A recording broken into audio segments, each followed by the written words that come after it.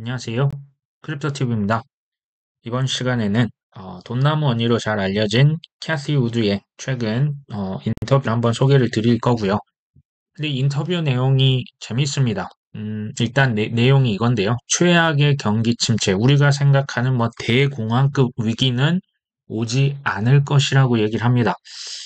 왜 이런 얘기를 했을까요? 자, 그리고 마지막 가서는 제가 개인적으로 생각하는 시장 탈출해야 할 시점에 대한 저의 어떤 생각을 말씀드리고자 합니다. 사실 뭐 크립토 시장이 바야흐로 이제 상승장에 진입했다. 이제 뭐 비트코인 ETF까지 됐고요. 비트코인 ETF는 단기적으로 변동을 크게 가져올 수 있는 사건이 맞습니다. 근데 뭐 반감기나 뭐 미국 연준의 금리 인하는요. 사실 뭐 이게 단기적인 영향보다는 장기적으로 아주 크게 올라갈 수 있는 원동력이 될 수 있다고 말씀을 드렸었죠. 하지만 자, 수년 전부터 사실 뭐 짐 러저스다, 로버트 기요사키다, 뭐 여러 가지 그 소위 업계 억만장자들이 경기 침체가 올 거라고 경고를 계속하고 있지 않습니까? 자, 이 경기 침체에 대한 그 캐시 우드의 의견 말씀을 한번 드리고 제가 생각하는 시장 탈출을 해야만 고려해야만 하는 시점 다 같이 살펴봅니다. 먼저 왜 경기 침체가 올 것이냐? 뭐 이거 많이 들어서 아실 겁니다. 자, 10년 국고채, 미국의 국채와 2년 국채죠. 이 둘 간의 이제 차이가 쉽게 말하면 이 지금 빨간 선 밑으로 내려가면 사실은 예외가 없이 경기 침체가 왔습니다. 뭐 2000년대 초반에 그 닷컴 버블 때도 있었고요. 이게 2008년도는 아주 큰 게 왔었죠. 근데 이제 최근에 이 그 장단기 금리 역전이요. 사실 뭐 2008년보다 훨씬 더 심하거든요. 자, 경기 침체가 올 법도 한데 왜 안 오고 있을까요? 제가 이따 뒤에서 말씀드릴 겁니다. 미국 그 국채 10년짜리와 아까 그 2년 단기 국채보다 더 짧은 3개월 국채 수익률을 지금 서로 차이를 한번 나타냈는데요. 자, 마찬가지입니다. 2000년대 초 닷컴 버블 때 이게 한번 치솟았고요. 2008년도 상당히 한 150 이상, 60, 70까지 올랐죠.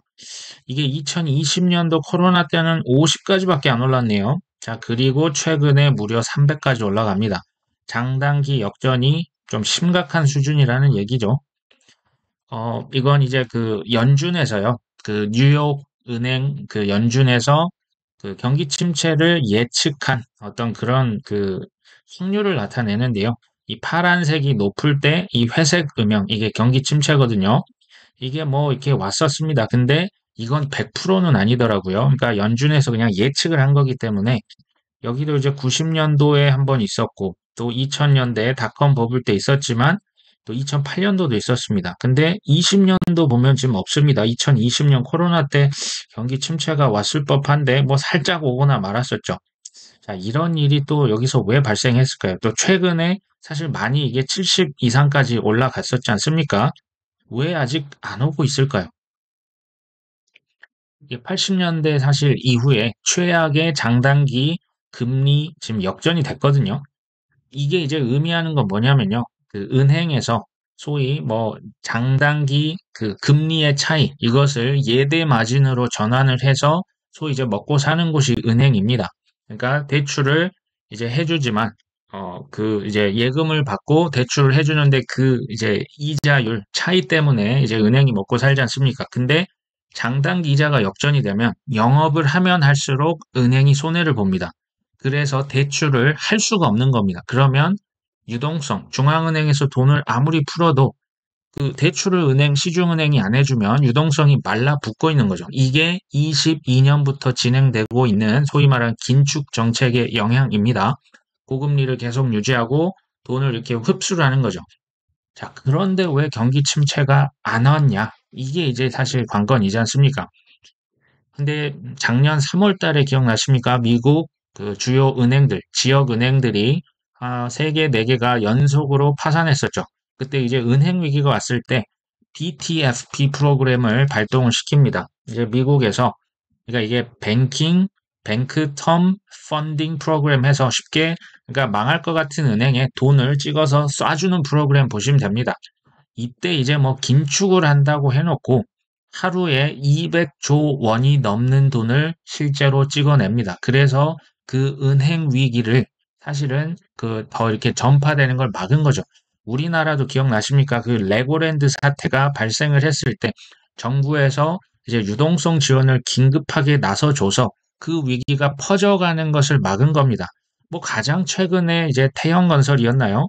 그러니까 이 큰 건설사 하나가 무너지면 이제 연쇄 부도가 날 수 있기 때문에 이제 뭐 산업은행이다 뭐다 해서 그 뭔가 이제 구조 조정을 하는 거죠. 이렇게 도와주는 건데, 자, 이게 뭘 의미할까요? 2020년 3월 기억나십니까? 그때 사실은 엄청난 코로나 위기 공포가 찾아왔습니다. 그것도 전 세계에 만연했죠. 그때 연준이 어떻게 했습니까? 돈을 무제한으로 찍었죠. 이거는 역대급입니다. 이렇게 많이 찍을 수 있을까 싶을 정도로 찍었고요. 23년 3월 달 미 은행에서 뭐 지역은행들 그때 파산을 했지 않습니까? 그때 지금 다 돈을 찍어서 쉽게 말해서 그냥 빚을 막은 겁니다. 더 쉽게 그냥 빚 돌려막기를 한 거죠. 이랬기 때문에 우리가 생각했던 그 최악의 경기 침체가 아직 안 왔다. 이렇게 이해하시는 게 좋을 것 같습니다. 자, 캐시 우드가 뭐라고 했냐면요.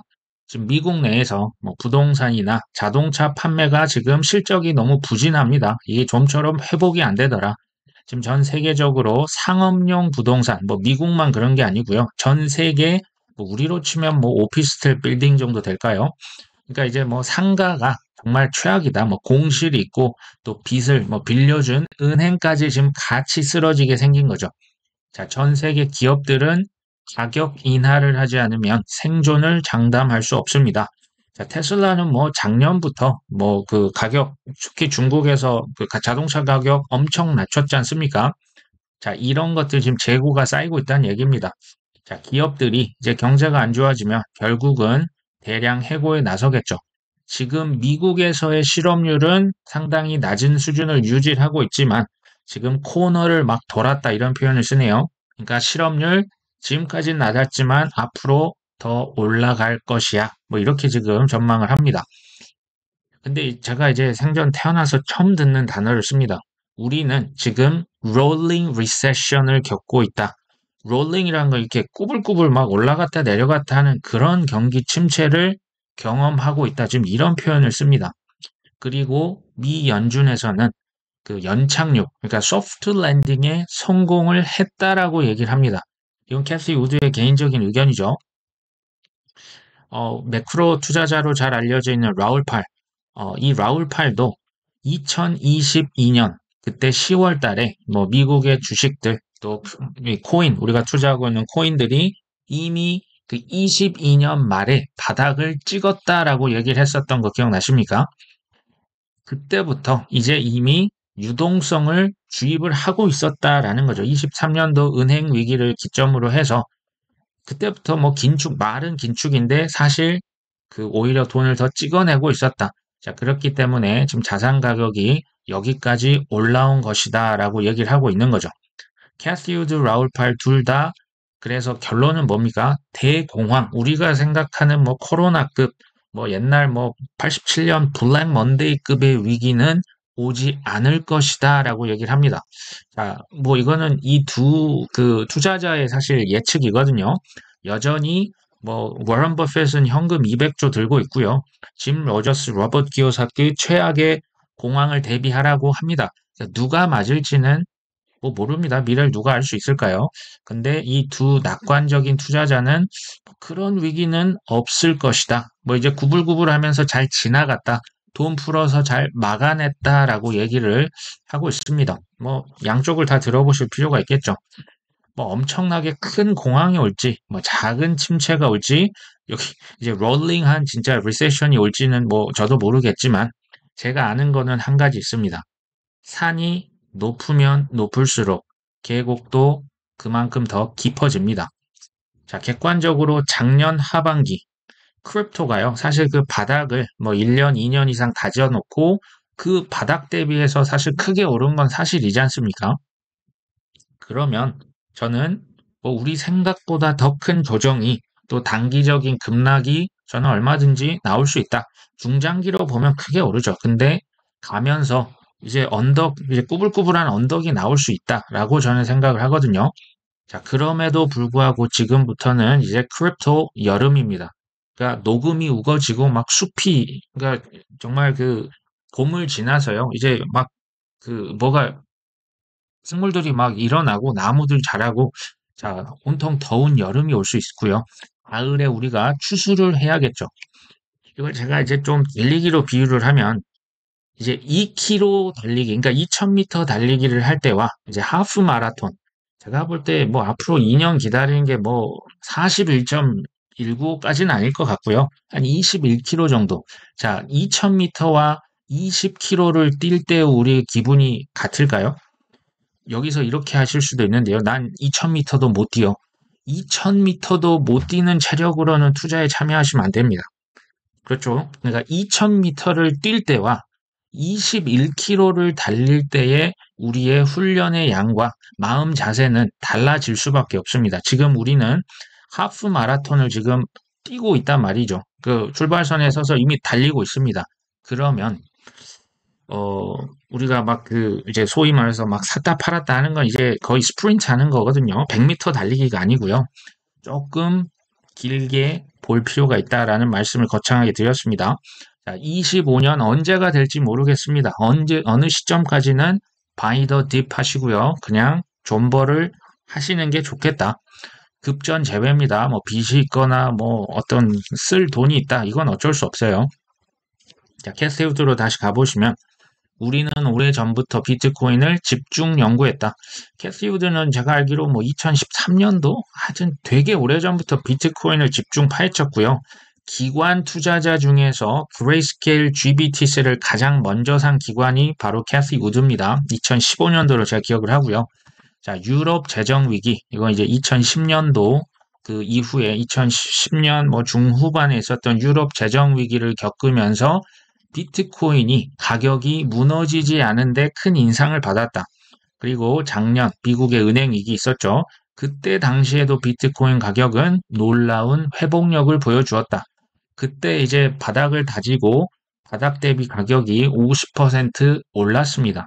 이런 위기를 겪음에도 불구하고 무너지지 않았죠. 변동성은 큽니다. 하지만 소위 말하는 뭐 거품이다, 사기다, 다단계다 해서 없어지지 않은 겁니다. 자, 비트코인은 역사상 최초의 리스크 on, 리스크 오프 자산이 될 것이다.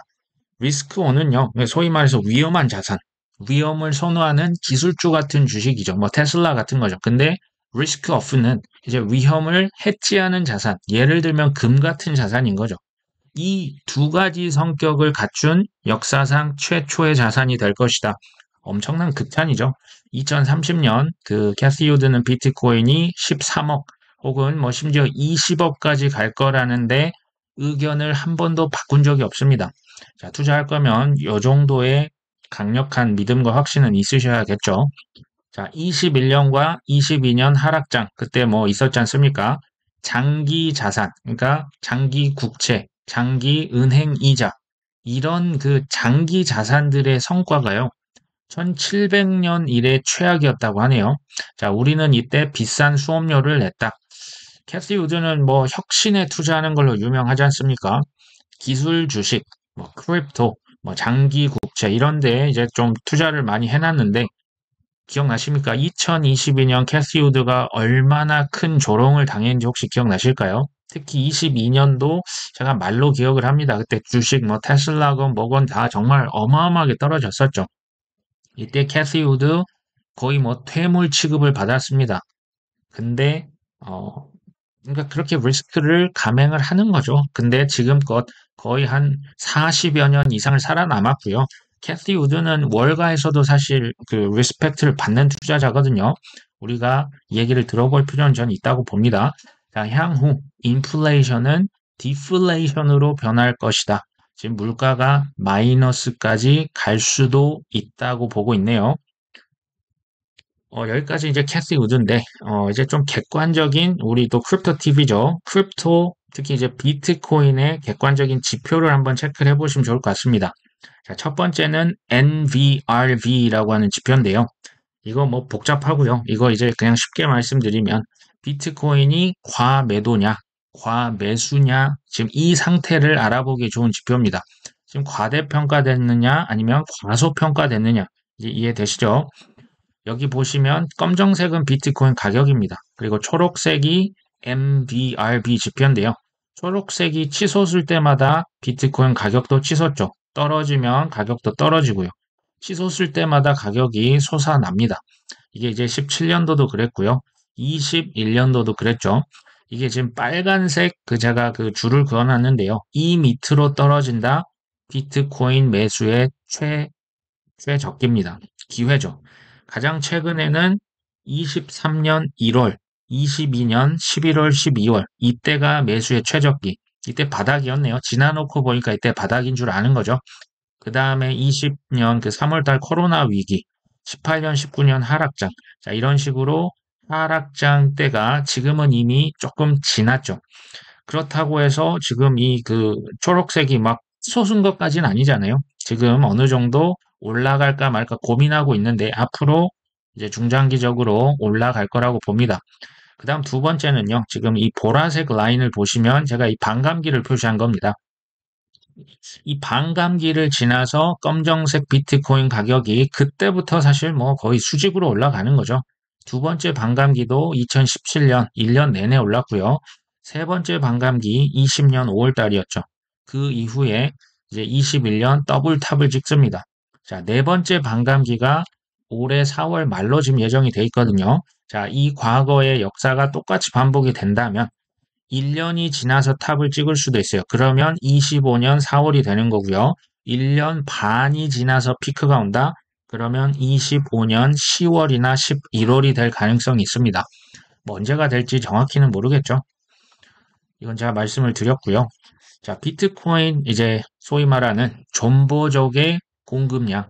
그러니까 비트코인을 그 6개월 이상 사고 팔고 하지 않는 이 사람들이 비트코인 얼마나 갖고 있냐가 바로 초록색이라 보시면 됩니다.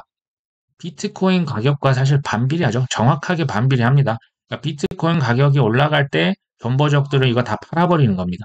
그리고 가격이 떨어졌을 때 사는 거고요. 올라갈 때 팔고 이걸 무한 반복하는 거죠. 21년 4월 달에 가지고 있는 비트를 다 던집니다. 그러니까 이게요. 지금 최근에 많이 올라와 있는 상태죠. 이거 이제 잘 보실 필요가 있어요. 중장기 이 존버족들이 현재 76%라고 하거든요.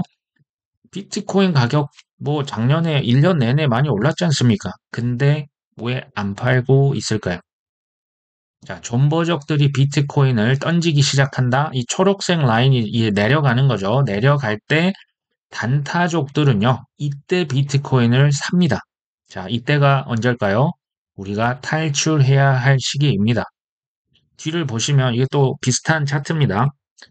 그 이제 파란색, 이 파란색은요. 존버족들이 많았을 때, 적었을 때를 나타내고 이 빨간색은 단기, 그러니까 단타족이라고 지금 하겠습니다. 중장기 홀더들이 이렇게 지금 줄어들 때 이때 팔아야 되는 겁니다. 이때 가격이 올라가고요. 반대로 이 빨간색 단기 홀더들은 가격이 올라갈 때 우르르 몰려오죠. 가격 떨어질 때 우르르 다 빠져나갑니다. 이게 무한 반복이 되는 거죠.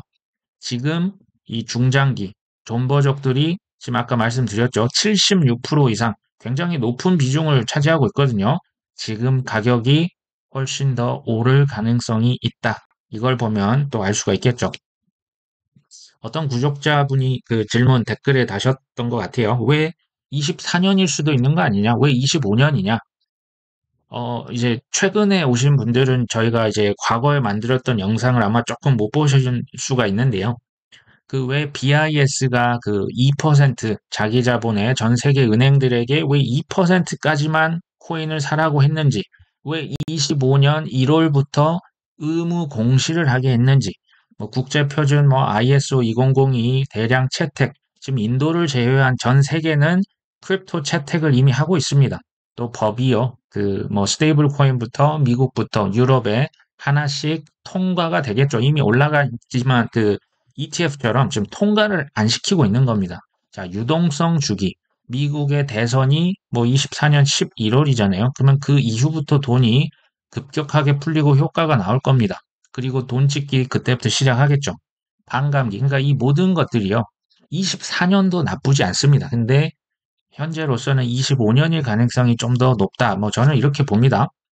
25년 상반기가 되냐, 하반기가 되냐, 해를 넘어갈 것이냐, 26년이 될 것이냐, 언제 피크를 찍을지는 아쉽게도 저는 모릅니다. 근데요, 제가 이제 뭐 하락장, 상승장이 사이클 한 3번 정도 겪어보니까 제가 깨달은 게 이제 있거든요. 자, 첫 번째, 내가 타이밍을 맞춰서 매매할 수 있다. 이것은요, 아주 멋있는 착각입니다. 저도 이런 착각을 사실은 했었고요. 자, 큰 성공 투자를 하려면 우리가 탐욕과 공포를 절제해야 합니다. 탐욕과 공포, 그러니까 나의 감정대로 매매를 한다. 마이너스 99%입니다. 이거 이제 경험하신 적 있으시겠죠? 자, 21년에 저는 상승장이요. 사실 올 거라고, 어, 전혀 의심을 안 했습니다. 정말 100% 확신을 했었고요.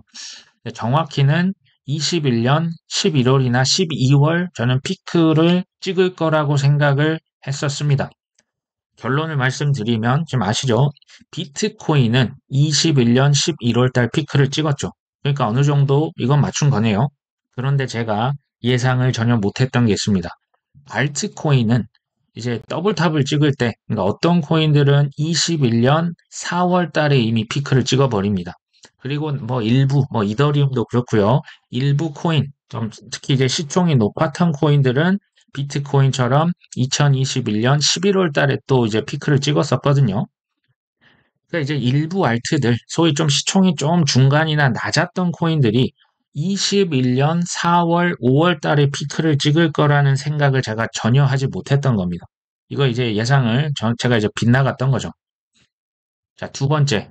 투자자는요, 자신의 뭐 이고, 그러니까 이거를 뭐 자존심 내려놓을 줄 알아야 한다는 것을 깨달았습니다. 제가 뭐 그 트위터도 여러 명을 봅니다. 그 해외 인사들 많은데 그 중에 한 명, 22년도부터 지금까지 비트코인 1,500만 원으로 떨어질 거라고. 그러니까 뭐 15,000달러, 2천만 원 초반일 때 안 사더라고요. 더 떨어진다. 10,000달러 간다. 지금까지 기다리고 있는 분이 있습니다. 자, 보니까요. 이제 좀 유명하면 할수록 본인의 명성과 아집, 이 자존심을 꺾는다는 것을 본인의 의견이 틀릴 수 있잖아요. 근데 이것을 인정하는 것을 수치스럽게 생각을 하는 것 같아요. 저도 이게 있었죠. 근데 이걸요, 내려놓지 못하면 큰 기회가 그 사람을 비켜갑니다. 어떤 사람들은 똑같이 유명한 인사지만, 투자자지만 자신의 의견이 틀렸다. 어떤 지표들이 뉴스가 딱 뜨고, 아, 지금 이제부터 돈이 풀리는구나 하면 바로 의견을 바꾸는 사람들이 저는 훨씬 더 훌륭한 투자자라고 생각을 하거든요. 그때 이후로 저도, 아, 내 예측이 얼마든지 비켜갈 수 있겠다. 그냥 참고지. 그래서 제가 뭐 무조건 믿으시라 큰일 날 수 있습니다. 계속 반복 말씀을 드리는 거죠. 그 다음에 이제 제일 중요한, 어떻게 보면 총 3번 사이클 겪으면서, 아, 탈출을 이때 해야겠다. 기억나십니까? 21년 4월 달로 제가 기억을 합니다. 책 제목이 너무 자극적인 거 아닙니까? 30살, 비트코인으로 퇴사합니다. 자, 이 책이 언제 나왔다고요?